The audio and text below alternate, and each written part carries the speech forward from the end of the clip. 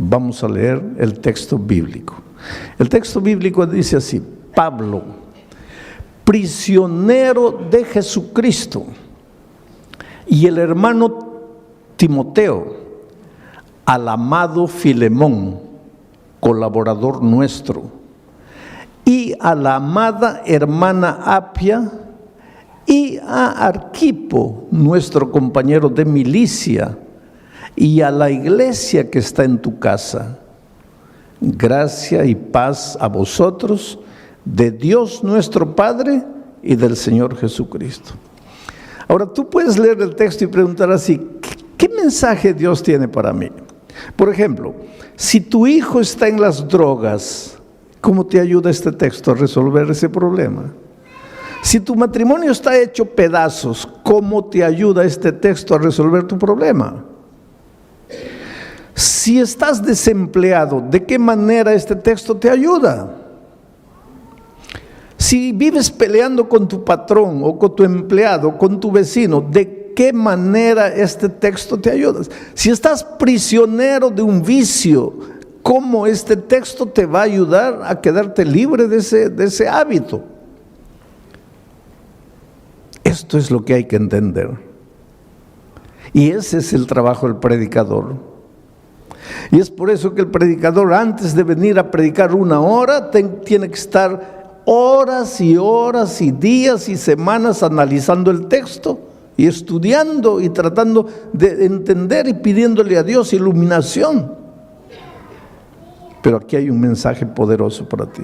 Vamos a comenzar diciendo así: Pablo, prisionero de Jesucristo. En la mayor parte de sus epístolas, de sus cartas, Pablo se identifica como apóstol de Jesucristo, apóstol de Jesucristo, apóstol de Jesucristo. Esta carta es la única carta donde él se presenta como prisionero de Jesucristo. ¿Qué piensan ustedes? ¿Por qué lo hace? Porque justamente va a hablar a un hombre que tenía prisionero a otro hombre. En esta carta Pablo va a hablar de libertad, pero antes de hablar de libertad necesita hablar de esclavitud, de prisión. Cuando Pablo dice, Pablo, prisionero de Jesucristo, estaba preso en Roma, pero no se llama él prisionero de Jesucristo porque estaba preso en Roma. Él se dice prisionero de Jesucristo, no prisionero por Jesucristo. Estaba preso por causa de Jesucristo. Pero ese no es problema. El sufrimiento que viene a tu vida por causa de Jesucristo, ese no es problema. Lo que él quiere destacar es que él es prisionero de Jesucristo. Y es prisionero del amor, por el amor. Una cosa es ser prisionero de la fuerza, por la fuerza. Y otra cosa es ser prisionero del amor, por el amor. En los tiempos de Pablo había en el Imperio Romano y en todo el territorio que el Imperio Romano dominaba, había 5 millones de esclavos, por lo menos. ¿Cuántos habitantes tiene Sydney? Australia tiene 20 millones. Sydney no debe tener más de 5 millones. O sea, todos los habitantes de Sydney y más era la cantidad de prisioneros que había en los territorios que dominaba el Imperio Romano. Mucho esclavo. Ahora, tú sabes que el esclavo no tiene voluntad propia. Porque el esclavo no puede ir a donde quiere, el esclavo no puede hacer lo que quiere, el esclavo no puede estudiar, el esclavo no puede comprar, el esclavo no puede vender, porque el esclavo no es dueño de nada, el esclavo no se pertenece a su señor, a su patrón. En esos tiempos habían patrones que compraban esclavos jóvenes solo para que ellos procreasen 15, 18, 20 hijos. ¿Para qué? Para vender a los esclavitos. porque ellos, los esclavos, no eran dueños ni de sus propios cuerpos, ni de sus hijos. El esclavo no tenía vida. En el fondo, al terminar la serie de estudios de Filemón, tú te vas a dar cuenta que todos nosotros somos esclavos. Esclavos del pecado, esclavos de las circunstancias, esclavos de hábitos, esclavos de nuestro carácter, esclavos del dinero, esclavos de los placeres, esclavos, en el fondo, todos esclavos de un enemigo que quiere destruirte, que quiere verte infeliz, que quiere arruinarte. En los tiempos de Pablo había unos hombres ricos llamados mecenas. Después, más adelante, los mecenas fueron conocidos como hombres ricos que ayudaban a artistas, a pintores, a escritores, a músicos. Pero originalmente el mecenas era un hombre rico que tenía un gran corazón, que veía cómo los patrones esclavizaban y masacraban y hacían sufrir a su esclavo. Entonces ese hombre rico, como tenía mucho dinero, iba y le decía al patrón: ¿cuánto quieres por este esclavo? 10,000 dólares. Muy bien, aquí están tus 10,000 dólares, dame al esclavo. Entonces se lo llevaba al esclavo a su tierra, a su casa. Y cuando llegaba aquí le decía: mira, te he comprado, pero ahora estás libre. ¿Cómo libre? Libre. Pero no has pagado 10,000 dólares. Sí, pero no he pagado 10,000 dólares para esclavizarte. He pagado 10,000 dólares para darte la libertad. Estás libre. Y ese esclavo se sentía tan comprometido, tan sensibilizado, que a veces le decía: mira, gracias, pero no quiero ser libre. Yo quiero ser tu esclavo. Y entonces el mecenas le decía: está bien, si quieres puedes quedarte en casa. Sí, pero te voy a servir. Está bien, si quieres puedes servirme, pero recuerda que lo vas a hacer por amor, no por la fuerza. Allá eras esclavo por la fuerza. Aquí, si tú quieres, puedes seguir siendo esclavo, mas ahora vas a ser esclavo por amor. Me sirves no por obligación, me sirves porque quieres, me sirves porque me amas, me sirves por gratitud, no por obligación. Entonces, en este mundo, querido, tú tienes que escoger o ser esclavo del enemigo de las almas por la fuerza, o ser esclavo de Jesucristo por amor. Por eso Pablo se identifica aquí como esclavo de Jesucristo por amor. Y ahora tú te preguntas: pero pastor, ¿no es la misma cosa? No, no es la misma cosa. Cuando tú le entregas la vida a Jesucristo, es porque te enamoras de Él. Porque entiendes que un día tú estabas aquí en la miseria, oprimido. Queridos, esto aquí no es vida. Esto aquí no es vida. Eres esclavo de cosas, de detalles. El enemigo te tiene aquí masacrado. Por eso Pablo, en su epístola a los Colosenses, le llama a esto el reino de la muerte. Tú te escapas del Señor Jesucristo, vienes para esta tierra pensando que vas a ser libre y te entregas al reino de la muerte. Aquí no eres feliz. Aquí tu hogar se destruye. ¿Por qué? Porque tú mismo estás destruido por dentro.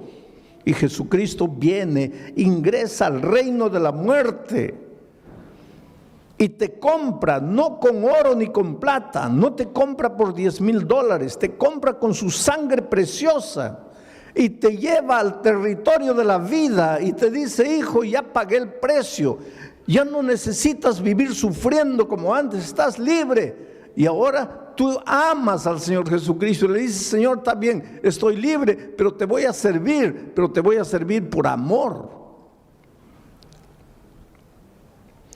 Vamos a seguir analizando el texto. Dice Pablo, prisionero de Jesucristo. Y el hermano Timoteo, que ayudaba como secretario a Pablo, escribe al amado Filemón, colaborador nuestro, al amado Filemón. No era amado de Pablo, aunque Pablo lo amaba. En el fondo, Filemón era amado del Señor Jesucristo, amado de Dios. Y esta es otra de las cosas que tienes que entender. Tú eres amado de Dios, tú eres precioso para Dios. En todos estos años de pastor, para mí, la cosa más difícil ha sido hacerle entender al ser humano que es amado de Dios.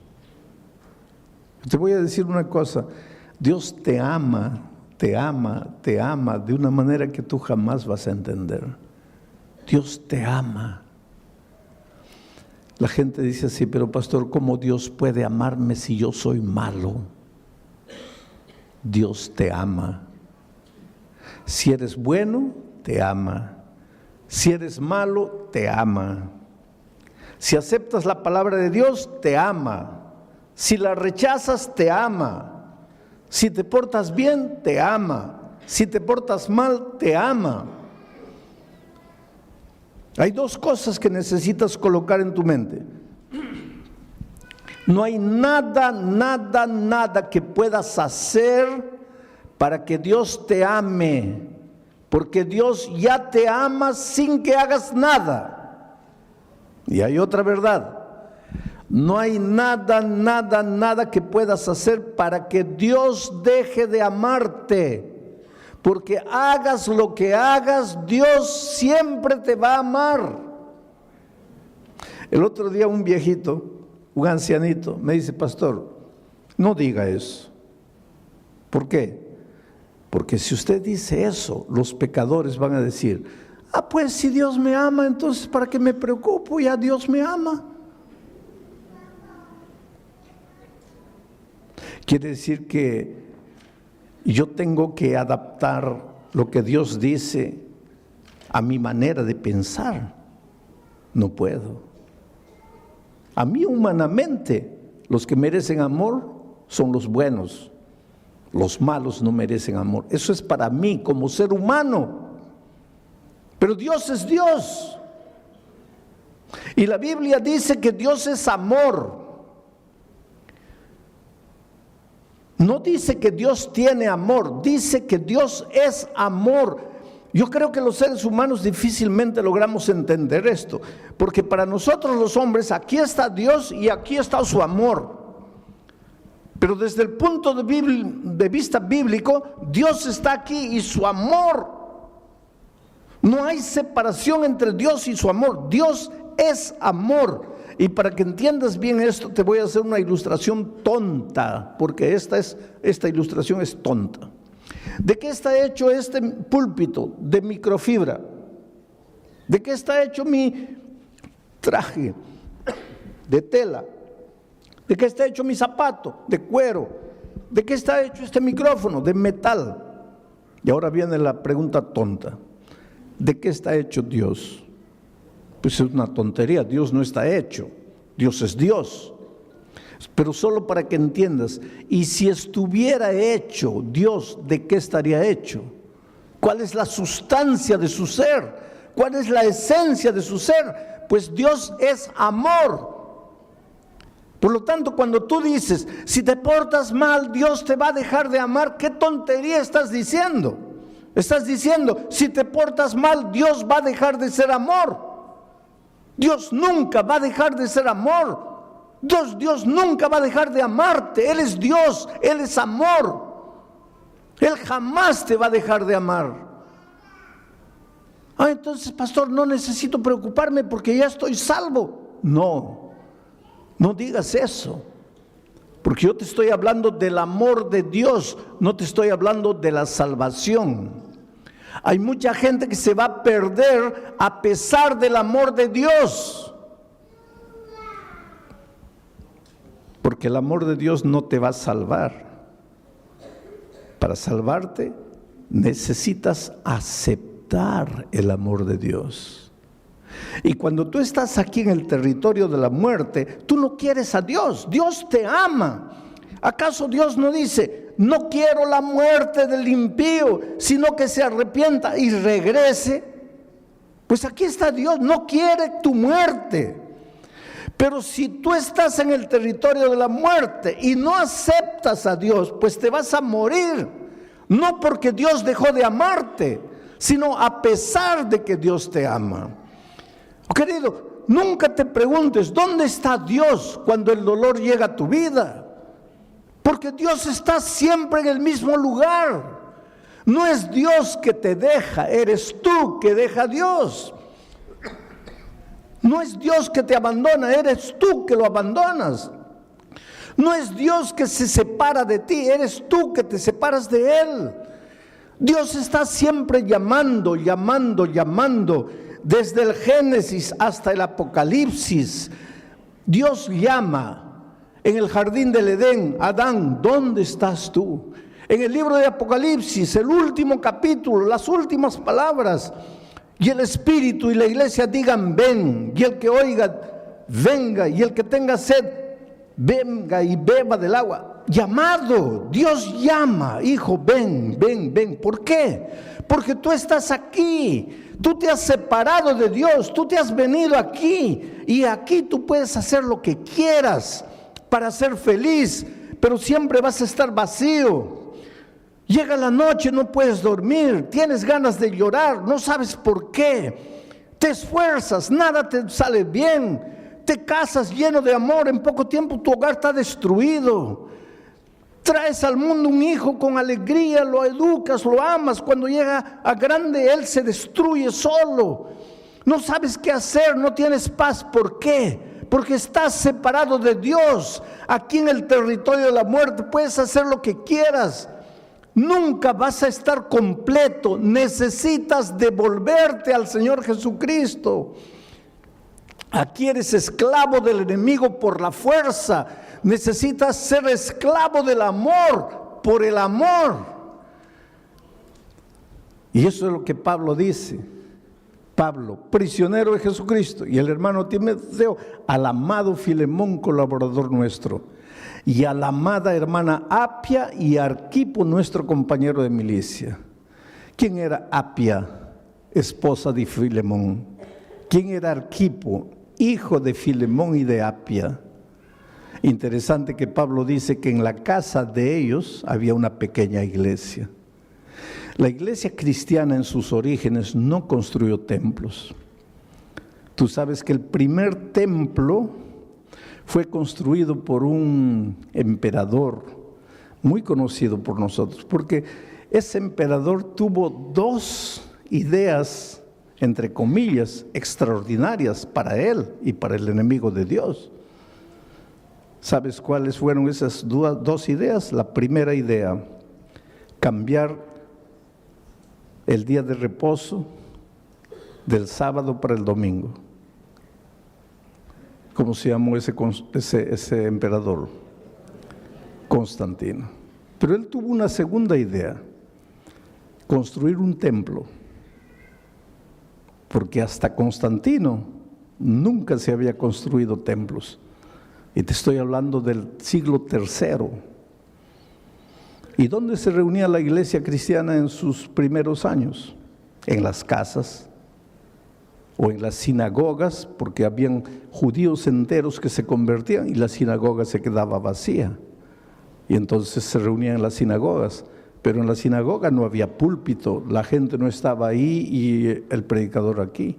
En la sinagoga las bancas eran así. Entonces se conversaba, se estudiaba. Y después en las casas.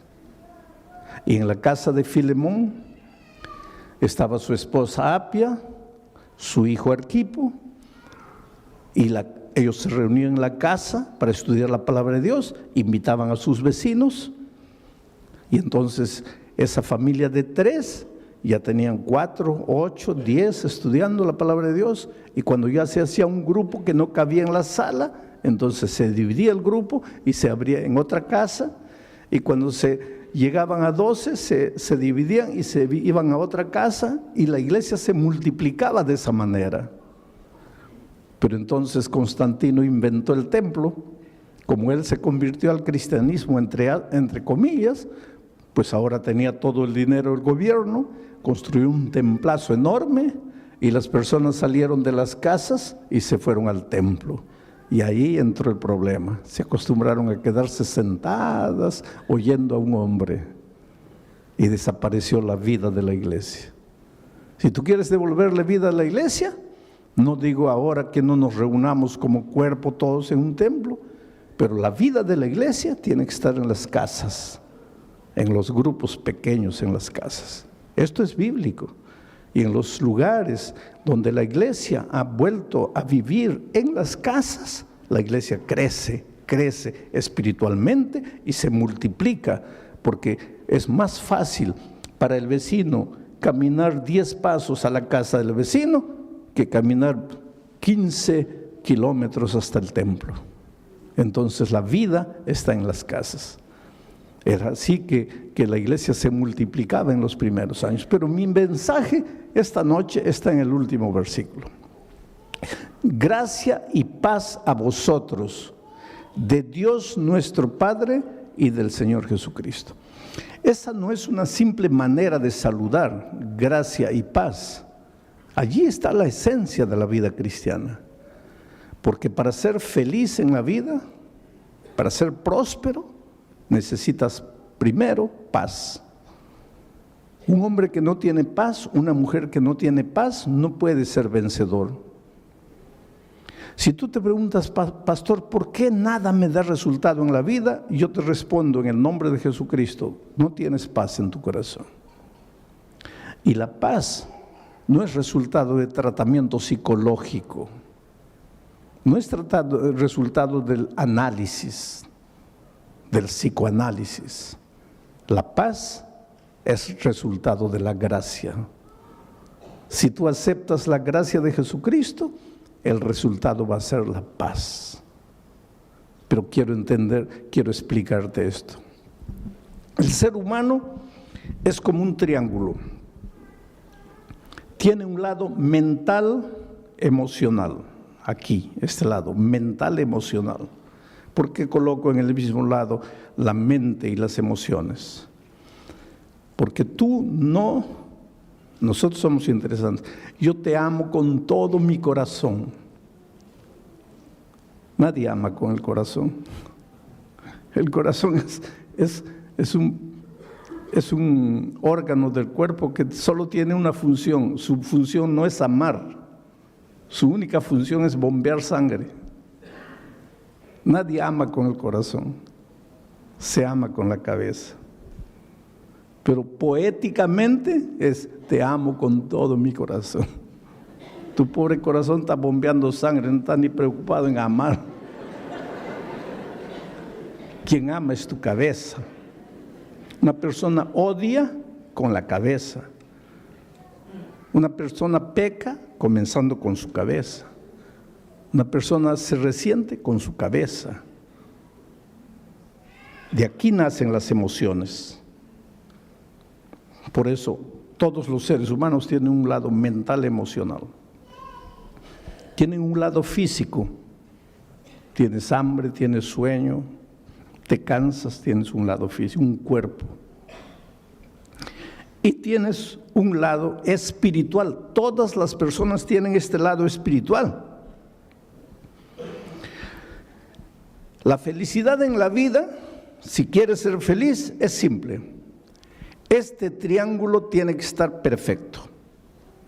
Cuando este triángulo se desregula, eso se llama infelicidad. Cuando este triángulo se va para aquí o se va para allá, cuando este triángulo se deforma, allí surge el desorden humano. Por eso, para ser plenamente feliz, el triángulo tiene que estar perfecto, así. La base de ese triángulo es esto, el lado espiritual. El lado espiritual es lo que le da sustentación al triángulo.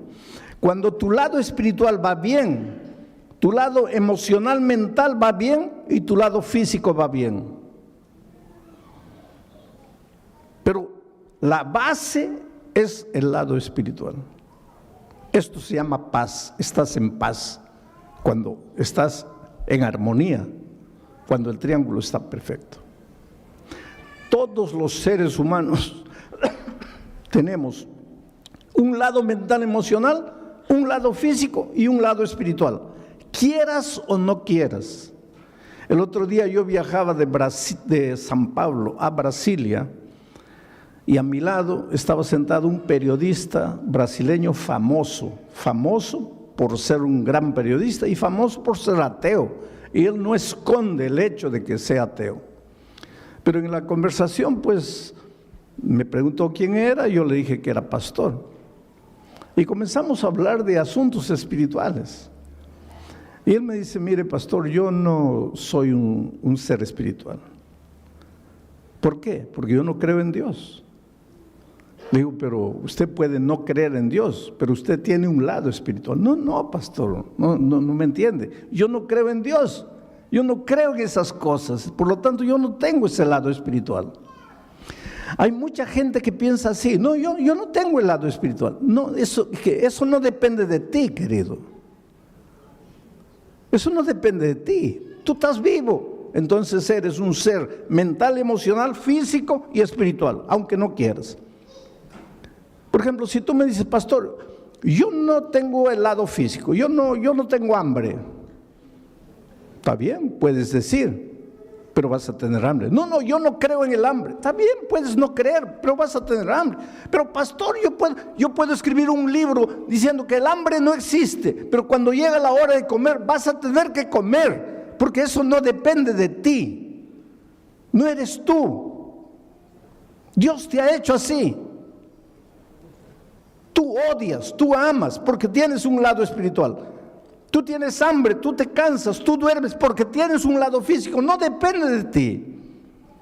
Y tú tienes un lado espiritual, no depende de ti, lo tienes. ¿Sabes cuál es la tragedia del ser humano?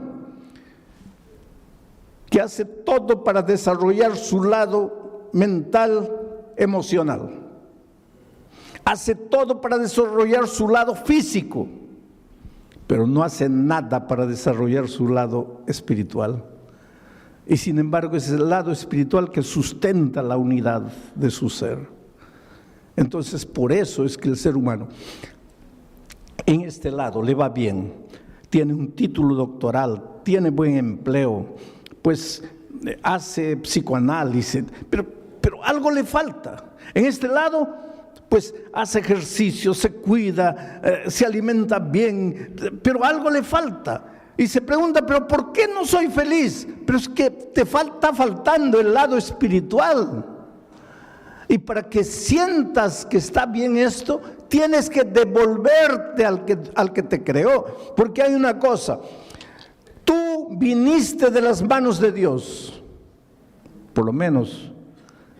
Yo espero que tú creas que viniste de las manos de Dios, y si esta noche estás aquí es porque crees que has venido de las manos de Dios. Si no viniste de las manos de Dios, solo puedes ser fruto de la evolución.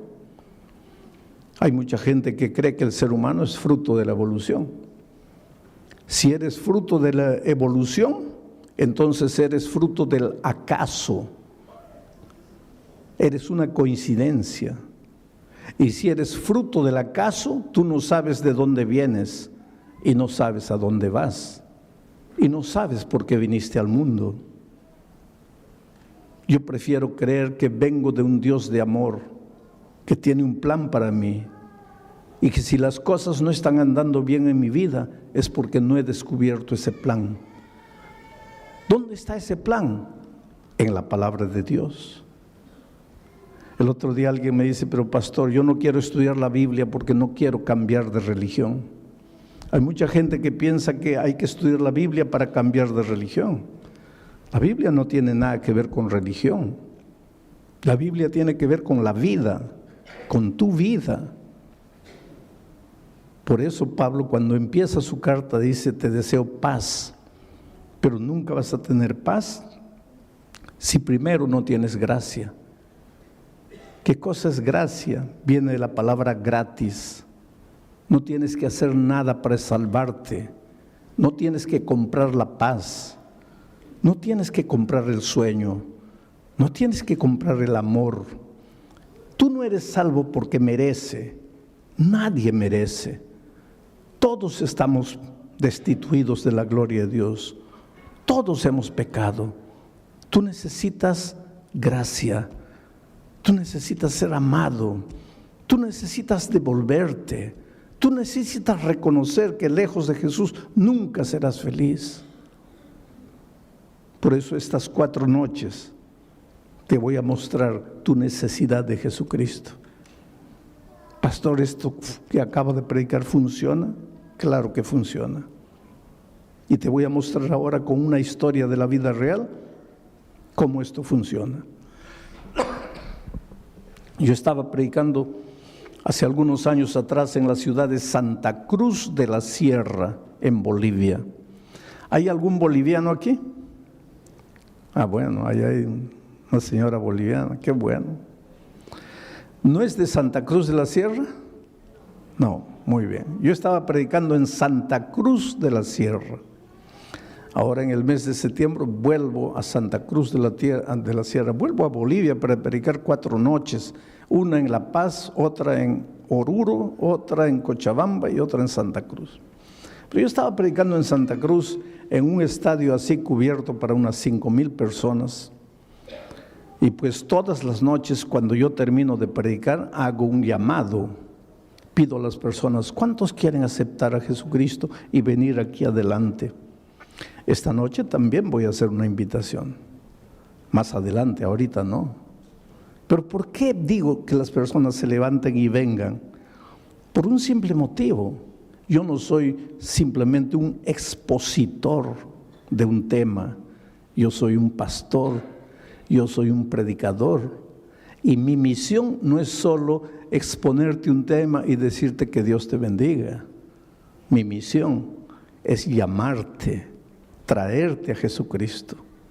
Es hacer que tú le abras el corazón a Jesús. Y es por eso que al final de mi mensaje siempre digo, ¿cuántos quieren levantarse y venir y entregar la vida a Jesucristo? Y eso es lo que hice allá en Santa Cruz de la Sierra. Y la primera persona que se levantó fue un borracho, un ebrio. Pero no era un ebrio porque hay un ebrio que se puede controlar. Este pobrecito estaba acabado por la vida y vino por el corredor así todo tambaleándose. Y pues lógicamente que la gente comenzó a reír porque seguramente pensaba, ese pobre hombre no sabe ni entiende lo que está haciendo. Y el pobrecito vino aquí y se paró aquí y ni podía estar firme, aquí también estaba todo así. Y lloraba. Y pues tampoco eso es raro porque los borrachos lloran por todo, ¿no? Entonces estaba ahí llorando. Pero lo que me llamó atención es que era un andrajoso, ropa sucia. Se notaba que esa ropa no salía de su cuerpo hace meses. Todo mugriento.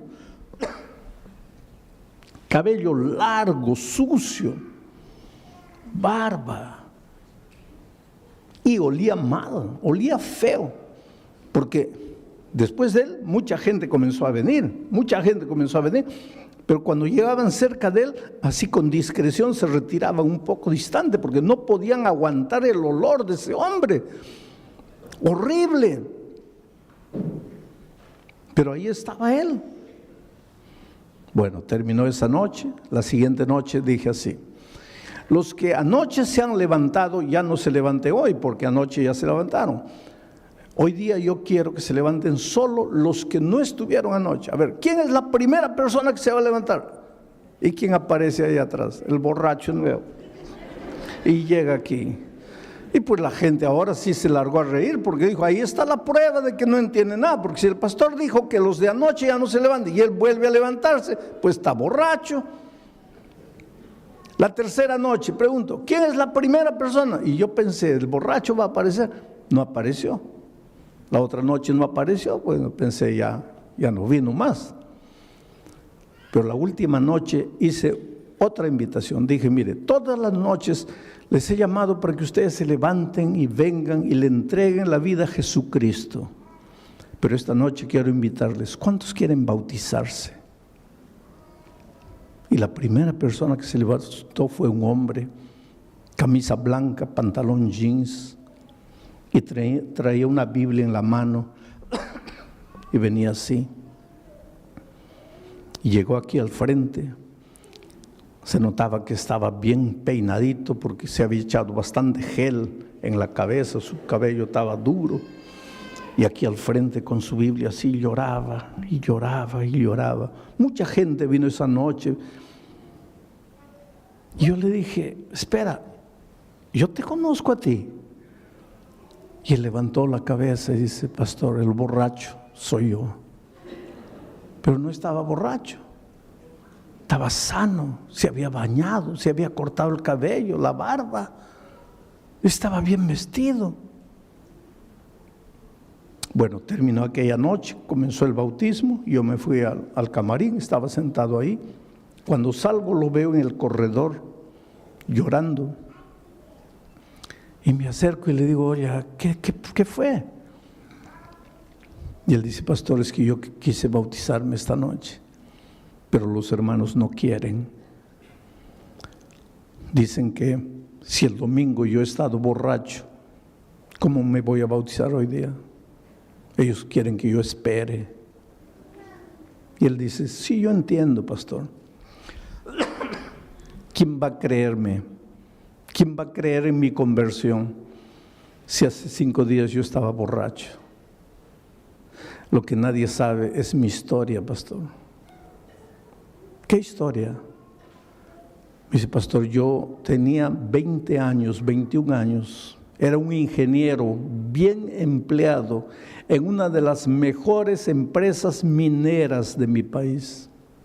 Una carrera profesional brillante. Me casé con otra niña de 20 años. Nos fuimos de miel. Y cuando regresábamos, yo dormité en el tránsito, en el volante. El carro salió, caí a un abismo. Mi esposa murió y yo salí vivo. Y este hombre comenzó a llorar más y dice, pastor, yo maté a mi esposa.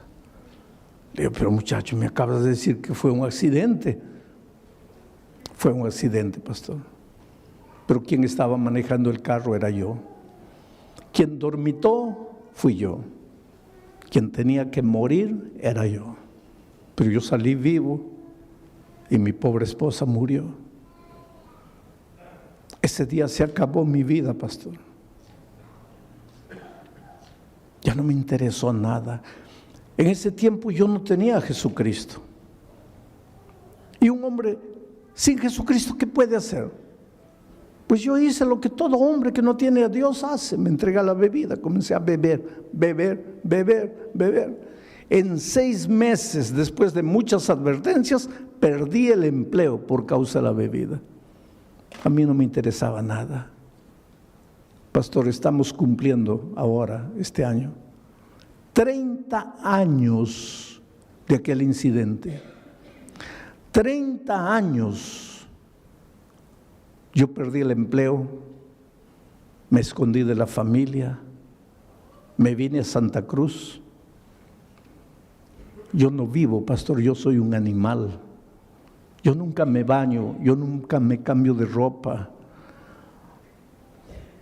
Yo casi ni como, pido limosna para comprar bebida. Yo vivo permanentemente borracho. Hace 30 años yo no paro de beber un día. Duermo en los cementerios, duermo en la calle. Y el domingo, ¿sabe por qué entré? No, yo no quería escuchar palabra de Dios. Yo entré porque estaba lloviznando. No tenía dónde esconderme la lluvia. El único lugar abierto era el Coliseo. Entré, me senté allá atrás.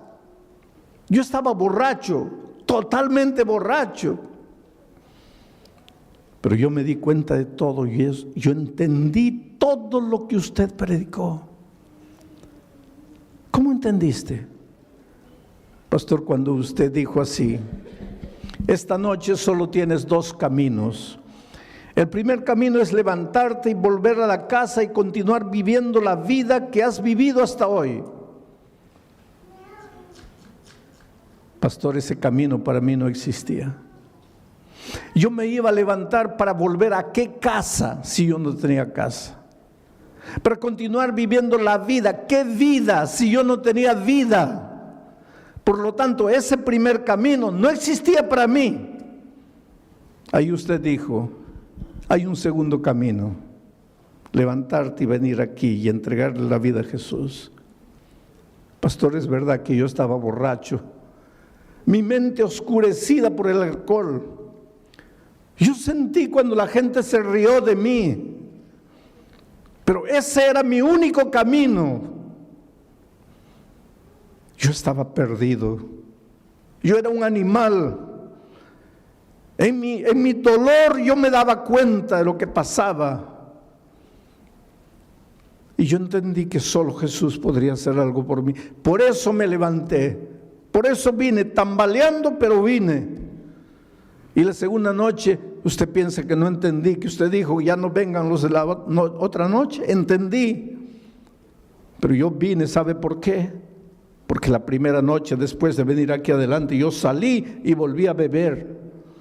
Y por eso la segunda noche, cuando usted invitó de nuevo, yo dije, mi decisión de anoche no sirvió porque yo caí de nuevo.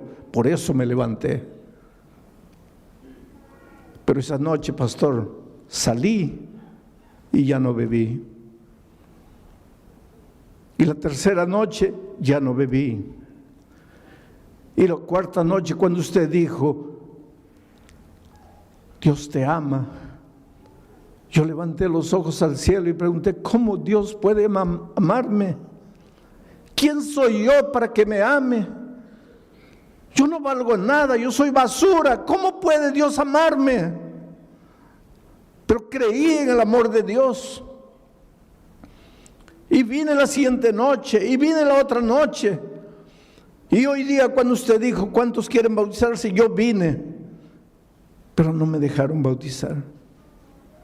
Y había un hombre que estaba ahí, escuchando todo, y vino y lo abrazó y le dice, hermano, perdóname.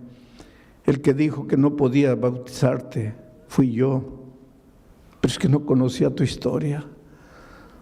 Realmente Dios hizo un milagro por ti. 5 años después yo regresé a Santa Cruz de la Sierra para predicar en ese mismo coliseo.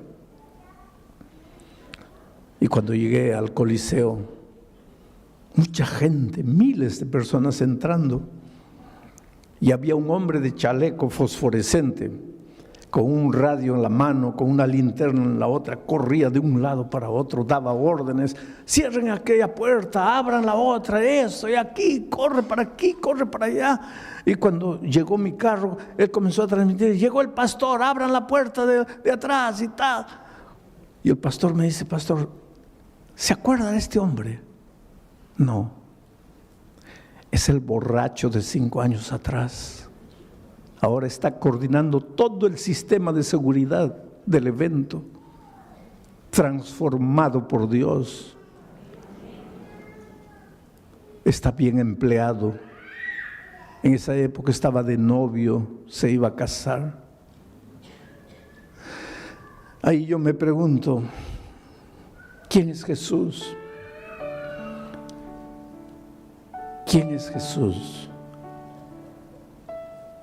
Que te encuentra en la vida destruido, acabado. Tal vez no como este borracho, pero te encuentra con tu vida hecha pedazos. Te esfuerzas para ser feliz. Te esfuerzas para salir, te esfuerzas para vencer. Pero cuando llega la noche te sientes solo. Te preguntas, ¿qué hago en esta vida? ¿Para qué vine? ¿Para qué nací? ¿Quién es Jesús capaz de encontrarte donde estás y transformarte por completo? Por eso Pablo dice, gracia y paz. ¿Cómo vas a tener paz si no entiendes lo que es gracia? ¿Cómo vas a entender lo que es gracia si no sabes lo que es el amor de Dios? Esta noche yo te digo en el nombre de Jesucristo, déjate amar. Déjate amar. Ven a Jesús como estás. Entrégale tu vida, ríndete a Él. Deja de lado tus preconceptos.